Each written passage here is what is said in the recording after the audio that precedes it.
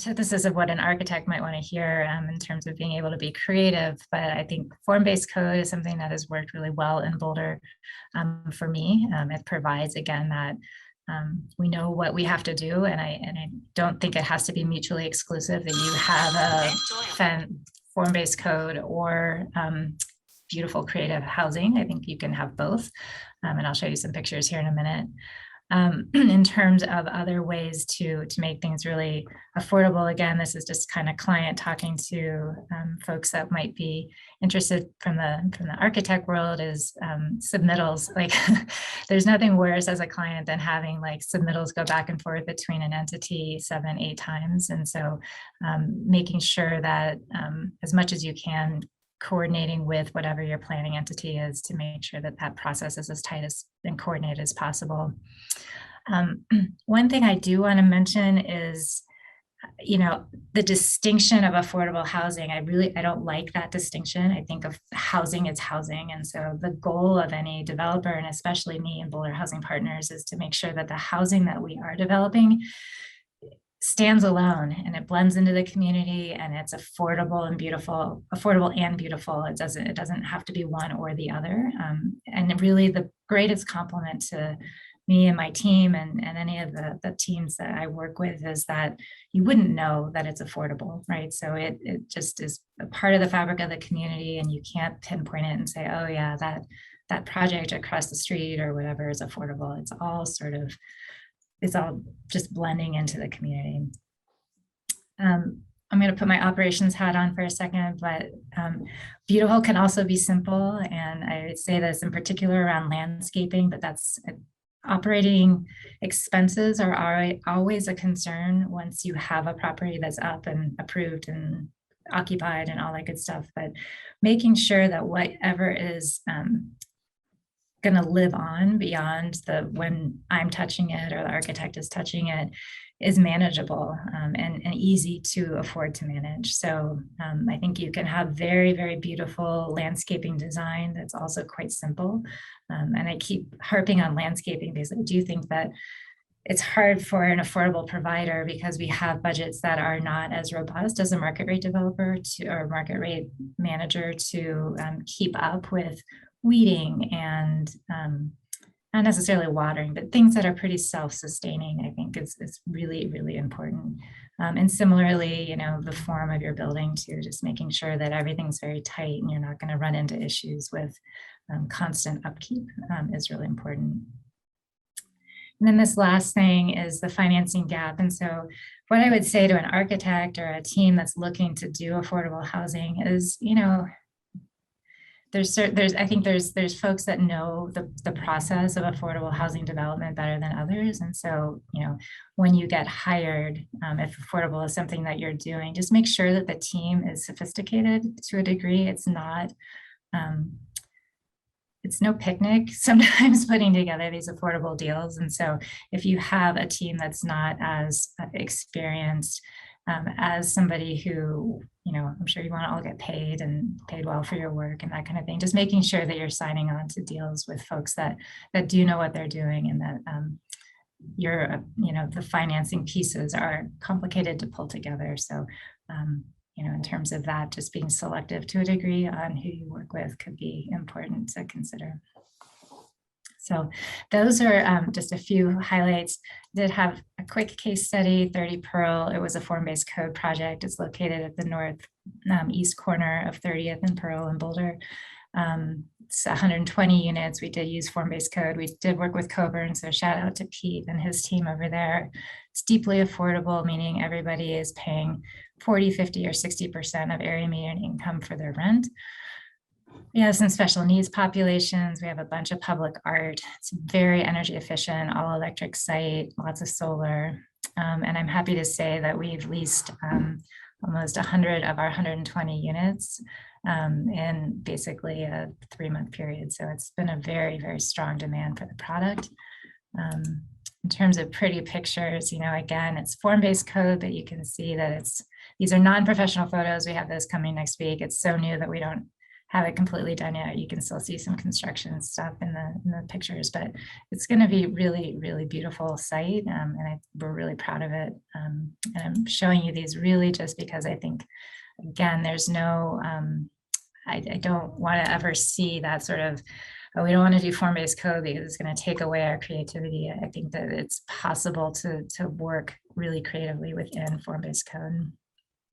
I'm going to skip over this because I've been talking a lot. We also build in a bunch of public art. And then here is just, I'm not asking anybody to read this, but this is ostensibly, are you guys seeing this? Yeah. Okay, it's not updating on my screen. So this is, when I say it's complicated to do, like this little entity right here, this dark blue, that's BHP and the project, right? The rest of this is all like the different partners and the different players that it takes to make this thing come together on the financing side only. So this doesn't even touch on the entitlement side, which is sort of more the architect's world. So like when I say you need somebody that's a strong and sophisticated, affordable developer, this is why. It's because it's an insanely complicated process. And then one last pretty picture. I like this one. It's in progress still, but it's, again, public art that we have up at the 30 Pearl site. So, and more art. Anyway, so that's the case study. I think it just sort of demonstrates a lot of these first tenets that I talked about in terms of the importance of form-based code, surety process, beautiful on its own, simple, and working with somebody who knows how to pull all that together. So, terrific. Thank you so much. Hit the stop screen sharing. There we go. There you go. Terrific. Excellent. Thank you so much, Laura. All right, Pete, you're up next. I'm not quite as organized as Laura, but I do have some thoughts to share. You know, first, I think that we are, as a community, rethinking the way we think about affordability. And I'm glad that Laura mentioned her disdain for the word affordable housing, because I share that. I think it really is housing. And I've found, over the course of my career that we're starting to get closer and closer in terms of the way that projects are put together. And I hope some of the images that Laura showed, also in the way that they look. I mean, these are apartment buildings, they house people. That's what we're trying to do. What their income level is in some ways a secondary piece. So I'm glad to see that in Macon's group also, I would say, has done a nice job of really focusing on the issue of housing writ large, and not just what we would consider affordable, deed restricted kind of housing. So I applaud that, and I think I would charge our community to continue to think about it that way. Something that we consider affordable is just part of a continuum of housing. And one of the things that I think has become really poignant for me lately has been kind of a missing middle here when we think about that continuum of housing. So Scott, you mentioned we're talking about affordability of housing, not necessarily affordable in terms of being in some kind of a program. And we've found that even in our own firm, I think we pay people pretty well, and it's hard for them to live in this community. And at least the majority of them really can't qualify for programs. And so they find themselves in this kind of middle ground where they're paying, in order to live in this beautiful place, a really high proportion of their income needs to go to housing to have a decent place to live. And I think that right now, as communities, we're largely focused on the deeper level of affordability. And I know that Laura and Macon and people like us have our eyes on that middle, but there isn't yet a good recipe for how to create that. And I think that's going to be part of our future. I hope that it is. And I think that's something for all of us to keep an eye on. One of the things that I think can also be part of the solution is partnerships that go beyond the public entities in the cities and towns that we work with. And I think we're just, in some ways, just scratching the surface the kinds of partnerships that might be possible. Put two things together. One, I was watching a show last night about SpaceX, Elon Musk group, and how they're going to send these 4 civilians into space. And just what it brought to my mind is the enormous amount of wealth that sits in that 1%, top couple percent of this population, the enormous amount of money that lives in that world. And if some of that can be pushed into creating good housing for people, they could be leveraged a long way. I'm sure that some is, but I think there could be a lot more done. And then at the other end of the scale, the private sector trying to help with housing is, I was lucky to spend some time in a charrette in Crested Butte, focused on an affordable project, parcel of land that the county bought, and they want to develop it and create housing. And one of the things that's happening in that community is that it's a small community, has the same kind of problems we have in Boulder with really high quality place to live, very expensive housing. But what's happening there is even more acute in that it's a much more isolated valley, and they don't have a lot of options, right? People that work for me that choose not to live in Boulder can live in Lafayette, they can live in Longmont, Louisville, and have a commute. There, it's much harder. Gunnison helps a little bit, but it's very limited. So the private sector there, some of the businesses have actually purchased property that they can then rent to their workers. The worker shortage is so acute that they've had to go to that level. But it starts to make me think about, so this is a few units, right? These are small businesses. They're a resort community. None of the businesses are large. But if you could scale that kind of thing up to a much larger scale and think about cities more like ours, where we have the same problem, maybe a little less acute, but how could the private sector be part of a solution to some of this, some of the housing challenges that we have? So those are just some of the things that are on my mind around this. And I think we're in a world that is evolving, and I hope it continues to evolve in the right direction. Terrific. Thank you so much. Macon, your thoughts? So the thing that I would add, picking up from Laura and Pete's presentation, is that an understanding that this hour is directed at architects is I think that the profession has to build bridges to other parts of their community in order to help to bring their communities through to a level of success with affordable and middle income housing that has vanished in the last 15 years since the 2008 financial crisis. It's really, architects they've got the vision, they've got the ability to see the problems they experience on a daily basis, and so does Laura's group as the Housing Authority for Boulder, feel the friction in the process that makes affordable housing and middle income housing increasingly distant from our communities.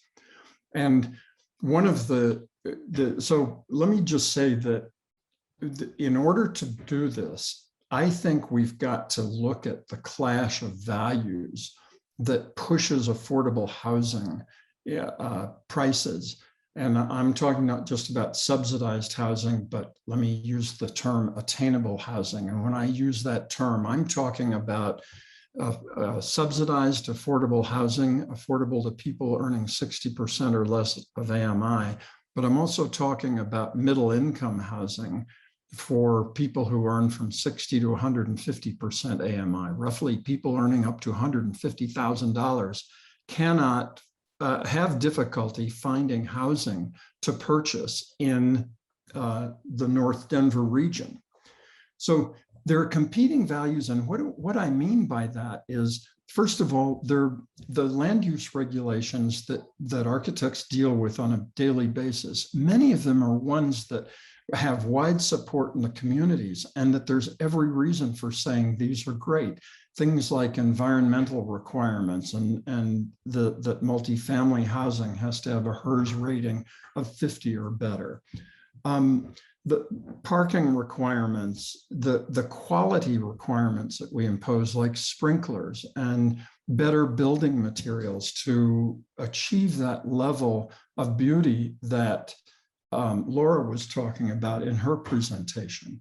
Discretionary reviews are themselves expensive, as Laura pointed out. A California study from 2014 said if a developer has to have 4 public hearings on a project, it adds $19,000 per unit in the California study to the cost of every unit that then is sold after that level of review.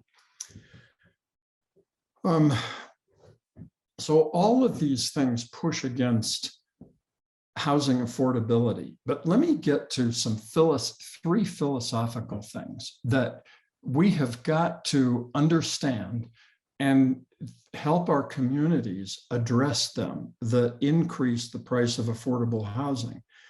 One is an adherence to the idea that growth should pay its own way. Now, this seemed like a smart thing to do when cities were looking at the burden of debt on infrastructure that they were left with following the rolling out of housing in the 50s and 60s in the feckless suburbs of Denver, all over the place. But right now, what it means that if we make growth pay its own way now, the new people to our communities, and those are overwhelmingly people, young people, people looking for starter homes, people of color, people who are under economic stress, overwhelmingly, it loads the expenses that growth pay its own way right onto the people that are least capable of affording it. Yet, so that's something we have to grapple with. The second philosophical push on affordability is the idea that owning a home is a good way of building wealth.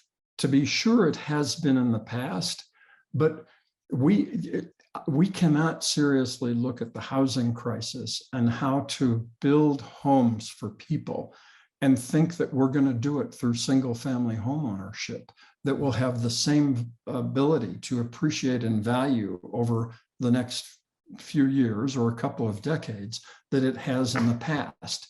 Environmentally, the planet cannot sustain that type of development. And a third philosophical push that pushes the price of housing into the stratosphere is one that you will all recognize, which is the defense of neighborhood character. So these are things that we really have to understand and help deconstruct. I have some ideas about how this can be solved so that we can get to a better place. And they're short, and I'll just lay them out. But one thing is that first of all, the AIA has got to do a better job of pulling people from the communities they're trying to serve into their ranks. Every association, every group of AIA people that I've been asked to be a part of or present to is large. I mean, it's almost exclusively a group of old white guys. And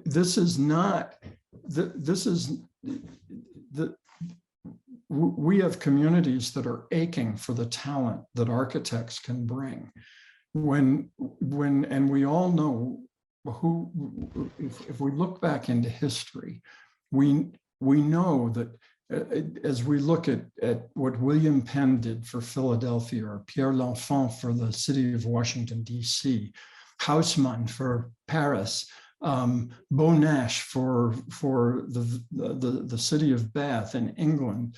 These were great creators. These developers and designers were great creators of wonderful product. And yet in our cities, we have made it almost impossible to do any of the things that made these communities wonderful. So I've got a list of 5 things that I think architects need to do. Number 1 is collaboration with community groups that are active in this space, that are really struggling to bring housing to all the groups that should be served in their community. And this includes, very importantly, people of color, people who are economically stressed, and young people in particular. You need to be extending yourselves out in the community and working on projects and matters of common interest, building bridges with these people. Secondly, I think it's important that architects sponsor education and design colloquiums like this one. I think that the third thing I would suggest is that architects and their clients, builders, pool money in order to bring major national figures into their communities, into their regions, to talk about how we deconstruct the gears that have made it so difficult to build within our communities.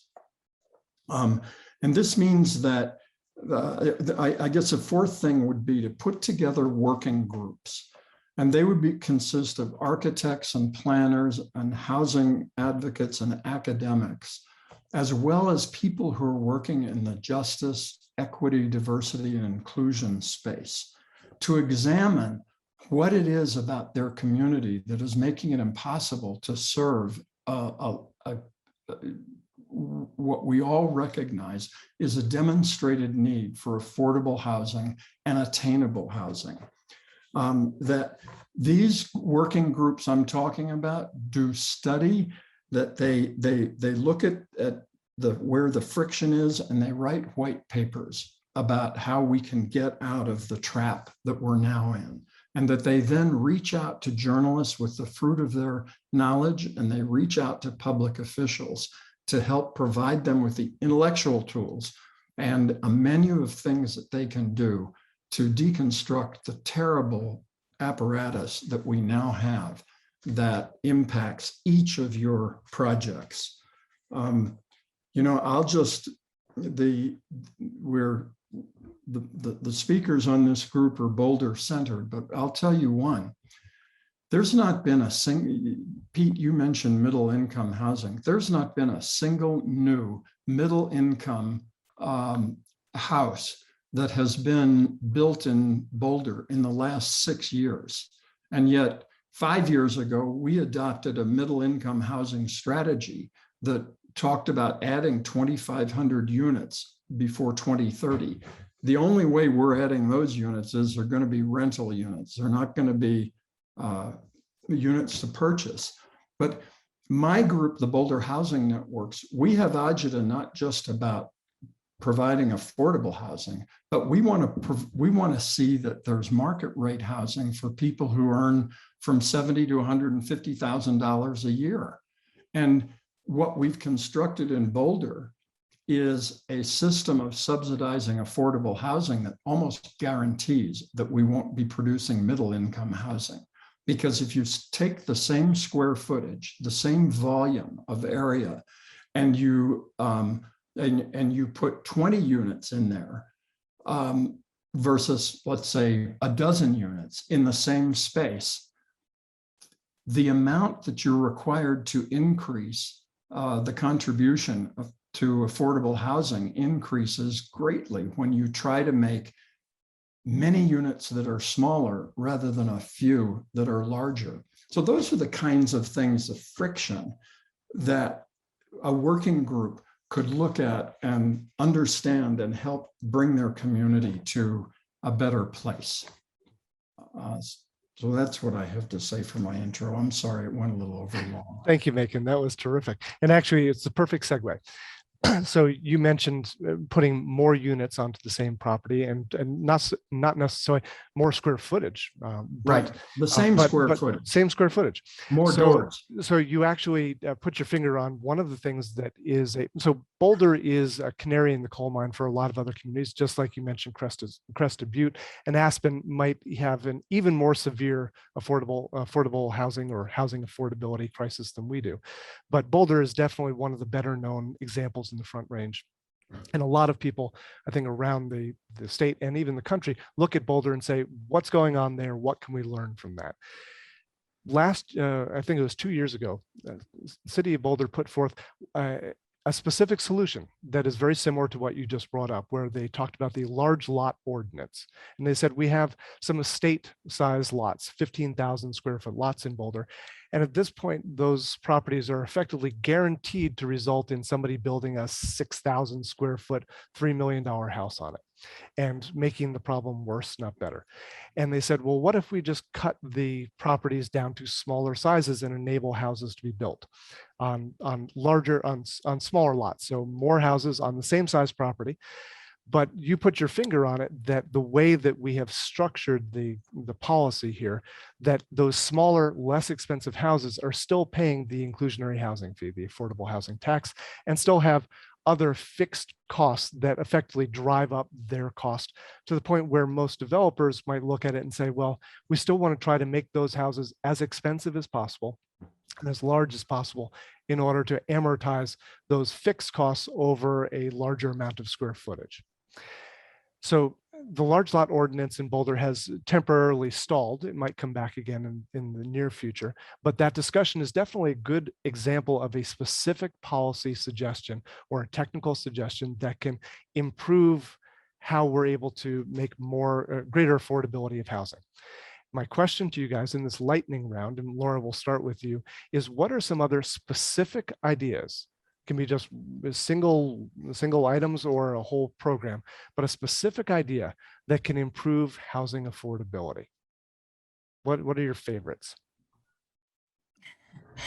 Well, I do think that having solutions in single family zoning neighborhoods is critical. And so I think that Boulder is being more and more sort of west of Broadway is one type of housing typology, and east of Broadway is another. And so if we can, and maybe it's the large lot ordinance plus some other things, but if there's a way that we can permeate into single family home neighborhoods in a way that is a different type of housing than I do, but a housing that is creating, again, additional use of neighborhoods that are potentially underutilized, would be really, really important. So that would be top of my list, is figuring out how to, single family zoning is pretty much a sacred cow. It definitely is slated or encourages that sort of larger home, maximize your profit development style. What can we do with ADUs and different mechanisms politically to again permeate those single family zone neighborhoods. Cool, thank you. Pete, what's your favorite idea? I'm not sure it's my favorite, but one thing that comes to mind is something that's been batted around and thought about for years, has been density incentives directly related to affordability. And haven't really been able to, there has been some programs in the past that then have changed, but I do think that is one tool that we could have in the toolbox in certain situations. The deeper the affordability, the higher density you might be allowed to do. I think that definitely could be one of the tools in the toolbox. Pete, would you spin that out a little bit more? I'm not following you. Well, the land use code that I live with every single day has limits on density based on zone. And, if you can get 20 units on a piece of property instead of 15, you can amortize that land cost over more units. So what I'm suggesting is that there be limits above what the code currently allows in certain situations that would only be allowed if you're reaching a certain level of affordability. Yeah. Cool. Macon? Well, I guess every community is different on this, right? In the circumstance of Boulder, if I could do one thing to increase housing affordability, focusing on middle income affordability that is unsubsidized between 60% and 150% AMI, the one thing I would do would be to change the affordable housing program so that it's based, the requirement for affordable housing is based on square footage rather than the number of doors. I just have seen so many developments where, and some of the recent ones that Coburn has done, like 27 Pine, where 13 units were put in. That's the density limitation of that volume of space, and put 13 condos in there, and had thought about, instead of 1,800 square foot condos, we could put 12 that are 1,200. I'm sorry, instead of 12 1,800 square foot condos in the same volume, we could put 18 1,200 square foot condos. But had they, first of all, density wouldn't permit them to do that. In fact, I think the figure I talked to your firm about was increasing it not just from 12 to 20 units, Pete, but the increase in the cash in lieu required, if you make smaller units, it would have been around $300,000 extra. So the incentives are misaligned. So piggybacking on that, how do we as architects and housing advocates, how would you guys suggest that we actually go about changing the public policy so that the way that the city, not just Boulder, but cities up and down the Front Range, so they don't fall into the same mistakes that Boulder has made? How could Fort Collins or Loveland or Longmont structure their housing policies and their land use planning policies so that they don't reach the housing crisis that Boulder has?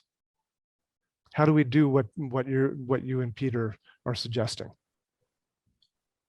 Well, Longmont has done some things that are actually very good that we don't do here in Boulder, and would be a model for another city. They address Laura's point, which is a couple of points that Laura made. For example, to provide more housing in single-family zoning districts. If you have a single-family home in Longmont and want to put an ADU, and it's one of about 6 model designs that they have, there's permitting process is very, very rapid for that, because a lot of the other approvals don't have to be given.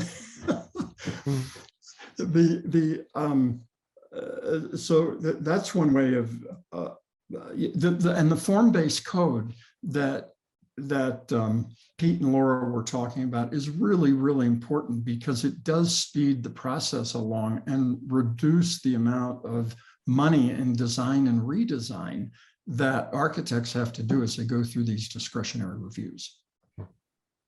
Cool. So I want to get into more of a technical side of things, because our audience today are mostly architects. I want to ask, is there something from a design point of view? So we've talked about land use policy and public policy a bit. Is there something from a design point of view that architects can do to help improve the affordability of housing? And I think most architects listening to this will know that increased code requirements, whether it's structural codes or sustainability codes or accessibility codes, tend to, while they improve the quality of the housing, they tend to increase the cost of the housing as well.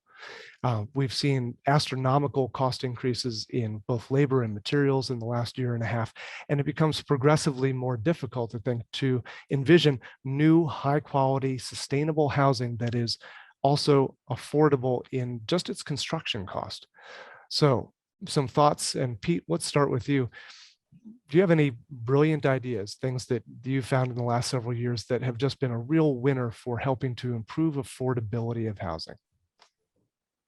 I maybe not getting down to the weeds on specifics, but one general piece that Laura touched on, which is to listen to your end users.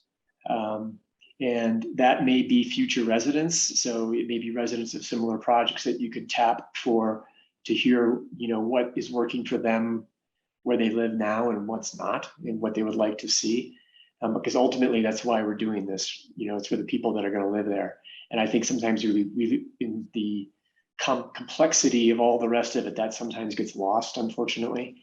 But even more tangible is the maintenance side of things. That can really, add up to quite a bit over time. And so we've taken great advice from the maintenance teams associated with projects that are looking to that long term.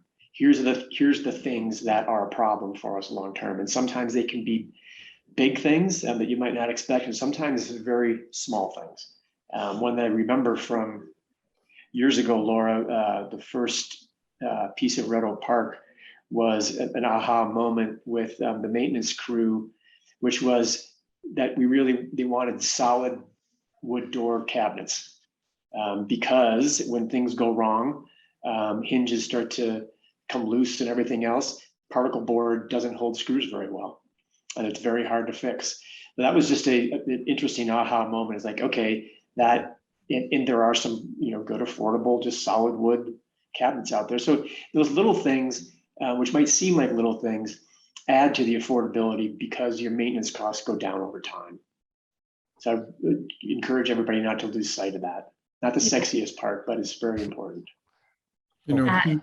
Hear on all that. So Pete, thanks for paying attention to the drum I've been beating for years, but yes, that's great.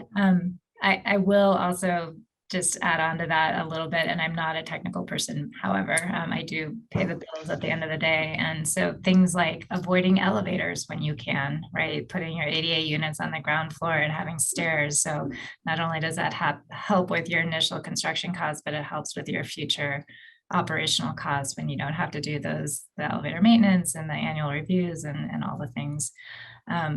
Having units stack, so as much as you can have floor plans that are consistent all the way up, and your stack of units is great. Stacking your plumbing, you can then shut things down very easily from a maintenance perspective if you've got everything all in alignment in a building.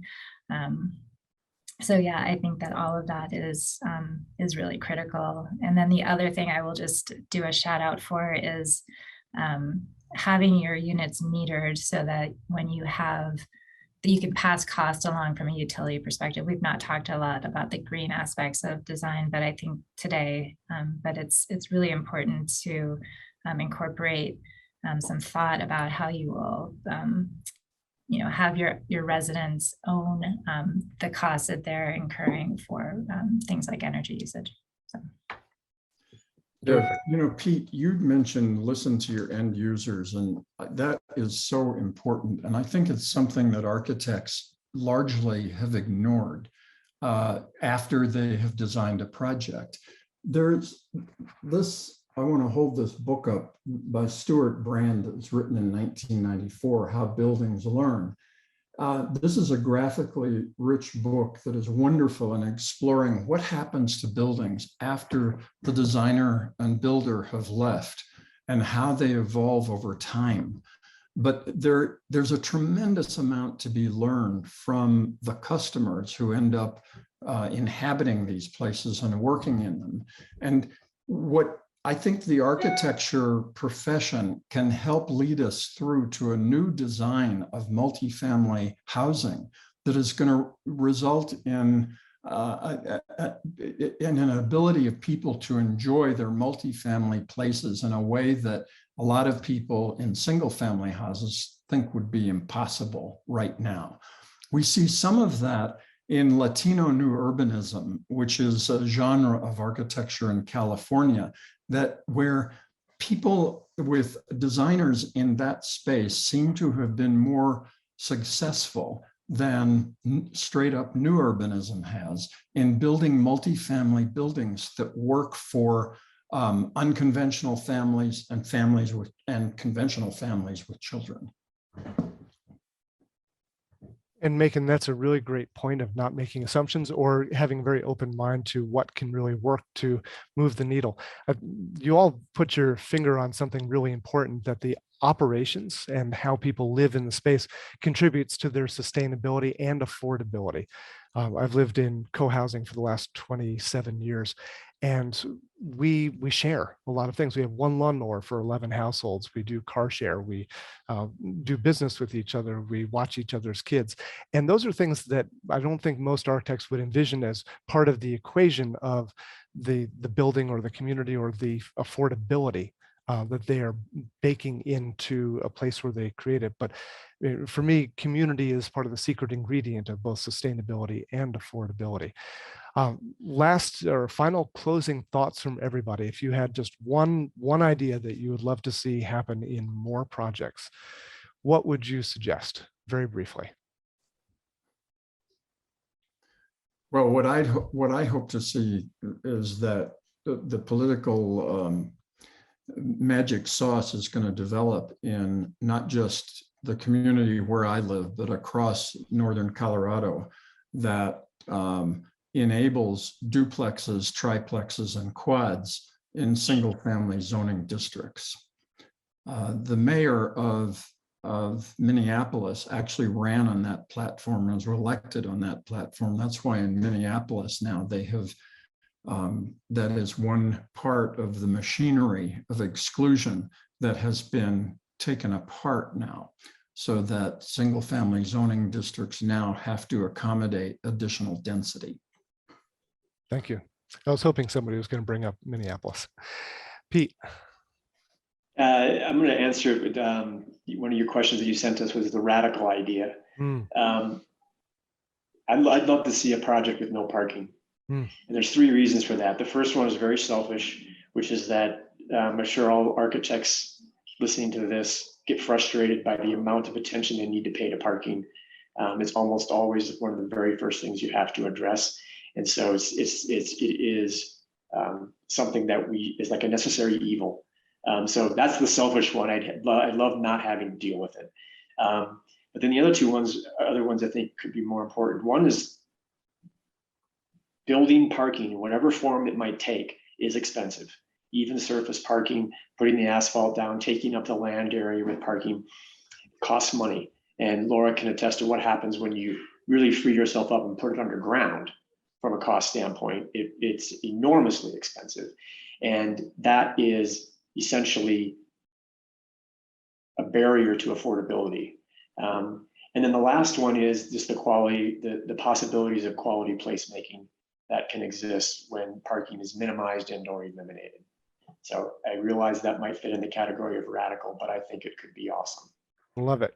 Love radical ideas. All right, Laura, you get the last word. Wow, that's great. So I would just continue to really emphasize that it's all housing. It's not affordable housing. I actually made a note as I don't even know if I'm going to put in applications to the city anymore as affordable housing. We just want to develop housing, and I would encourage and challenge everyone on this call to, as you go to perhaps develop housing that is slated for somebody who doesn't have the same means as somebody else. It's just housing, right? So think of it as, and do the same thing that you would do for any other development. So.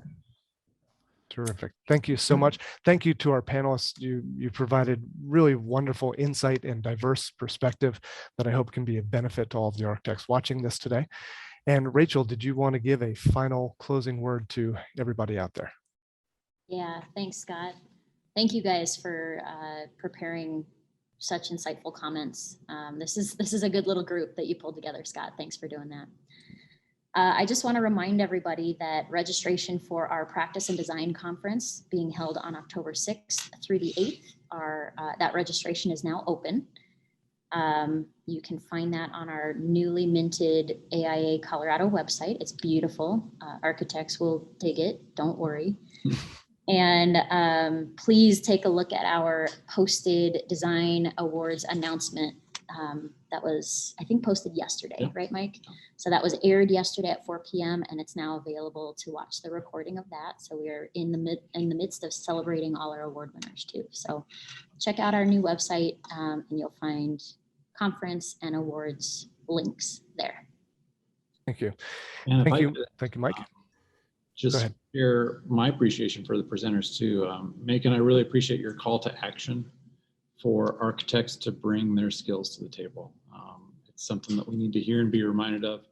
And I'm glad you were able to do that so eloquently and passionately.